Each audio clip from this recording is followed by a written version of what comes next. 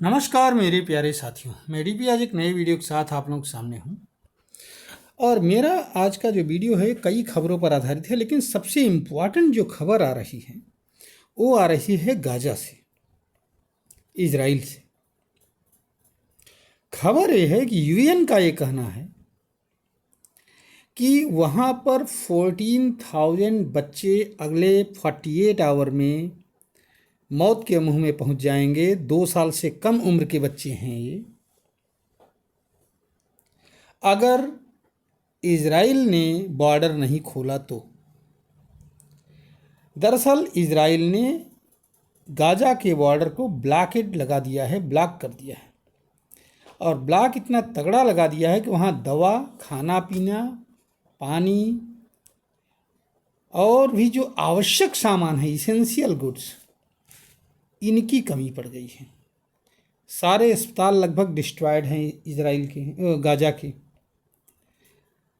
पानी जो है वो एक्सपोज हो चुका है। एक्सपोज होने का मतलब ये हुआ कि गंदा पानी और साफ़ पानी मिक्स हो चुका है। इससे गंदगी फैल रही है पानी पीने से, कंटेमिनेटेड वाटर।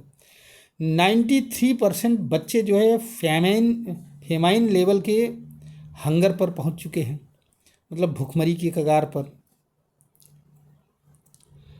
लेकिन वहाँ अंदर कोई एड नहीं जाने दिया जा रहा है गाजा में। इजराइल का क्या कहना है, ज़रा सा इसको भी जान लेते हैं। इजराइल का ये कहना है कि हमास के लोग वेपन की सप्लाई इससे ले लेते हैं।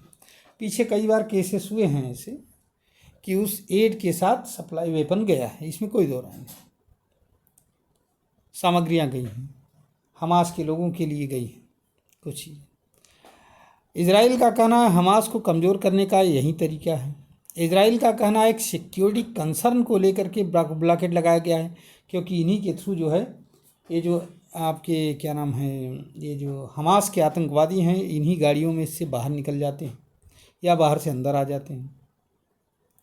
तो ब्लॉकेट की बात कर दिया इसीलिए। और सारे इसके बाद में ब्लॉकेट में जो सामग्री आती है उसके डिस्ट्रीब्यूशन की व्यवस्था नहीं है ठीक से। तो बहुत सारी बातें। विश्व बिरादरी क्या करा, यूएनओ ने तो आवाज़ उठा दिया है। विश्व बिरादरी में सबसे बड़ा भाई यूएस है। उसका ये कहना है कि नाकाबंदी हटा ली जाए, नाकाबंदी हटाई जाए, लोगों को आवश्यक सामग्री पहुंचाई जाए। लेकिन इजराइल पर कोई सैंक्शन नहीं लगा रहा। यूरोपियन यूनियन और यूके दूर से ही बस बहुत तेज़ी से तालियां पीट रहे हैं और मातम मना रहे हैं, सीना पीट रहे हैं, अपनी छाती पीट रहे हैं। सैंक्शन लगा देंगे, सैंक्शन लगा देंगे, लेकिन कोई भी सैंक्शन लगा नहीं रहा है। यूरोप में जगह जगह जहाँ मुस्लिम पॉकेट्स ज़्यादा हैं वहाँ पर प्रोटेस्ट चल रहा है, लेकिन उसका भी कोई असर नहीं है, क्योंकि यूरोप कहेगा तो, लेकिन सैंक्शन वगैरह कुछ नहीं लगाएगा, उस पर कोई प्रतिबंध नहीं लगाएगा। समझ रहे हैं। और हालात ये हैं कि यूएनओ ने एक ये भी कह दिया कि वास्तव में ये जीनोसाइड है। कुल मिलाकर के सिचुएशन बहुत ही क्रिटिकल है गाजा की। अभी पीछे एक वीडियो मैंने बनाया था, उसमें भी मैंने बताया था किस तरह से गाजा का अंत किया जा रहा है और अल्टीमेटली इजराइल उसको अपने में मिला लेगा, अपने कब्जे में ले लेगा और फिलिस्तीनियों को बिना हटाए, बिना खदेड़े, बहुत करेंगे, खदेड़ेंगे तो क्या, वो इस लायक ही नहीं बचेंगे कुछ कर पाएँ। बीमार हो जाएंगे, सब जो है ऐसे नष्ट हो जाएंगे। दूसरी खबर जो आ रही है साहब, वो आ रही है पाकिस्तान से। अभी एक दिन हुआ था, ये 18 तारीख की बात है, 18 मई की बात है। एक पाकिस्तानी आतंकवादी लश्कर का टॉप कमांडर था सैफुल्लाह खालिद, अज्ञात हमलावरों के द्वारा मारा गया। आज लश्कर का एक को फाउंडर है आमिर हमजा, उसको गोलियां मारी गई और गंभीर हालत में। हालांकि आईएसआई का कहना है या सेना का कहना है या वहाँ पाकिस्तानी सूत्रों का कहना है कि उसका एक्सीडेंट हुआ, लेकिन हकीकत ऐसा नहीं है। वहाँ के जो अंदर की खबरें निकल करके आ रही हैं, अर्थात जो लोकल्स की, उसके तहत उसको जो है अज्ञात हमलावरों ने गोली मारा है और उसे घर से हॉस्पिटल ले जाया गया है। आईएसआई के ऑफिसर्स ले गए हैं, अननोन गनमैन ने इसे किया है। अब देखो और लोग लश्कर के कब तक बचते हैं। हाँ, यही देखना है।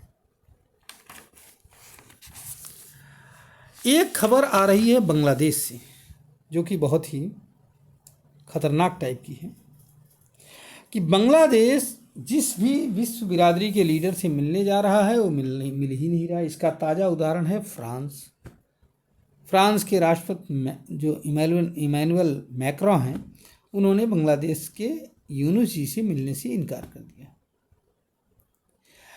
अच्छा, यूनुस मिल कह रहे हैं, यूनुस ये चाह रहे हैं, लोगों के बता रहे हैं कि भैया बांग्लादेश में हालात सही नहीं, वहाँ चुनाव नहीं हो सकता है, और उनकी गवर्नमेंट को लेजिटिमेट कर दिया जाए, अर्थात उसको कानूनी जामा पहना दिया जाए। कुछ दिनों तक वो गवर्नमेंट में और रहेंगे, उसके बाद में चुनाव करवा देंगे।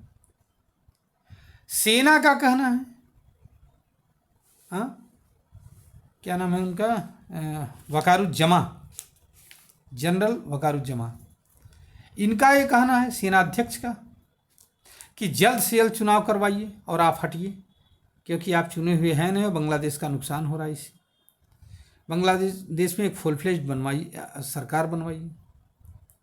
यूनुस साहब इलेक्शन नहीं चाहते। अच्छा, आर्मी भी वहाँ की दो गुटों में बट चुकी है।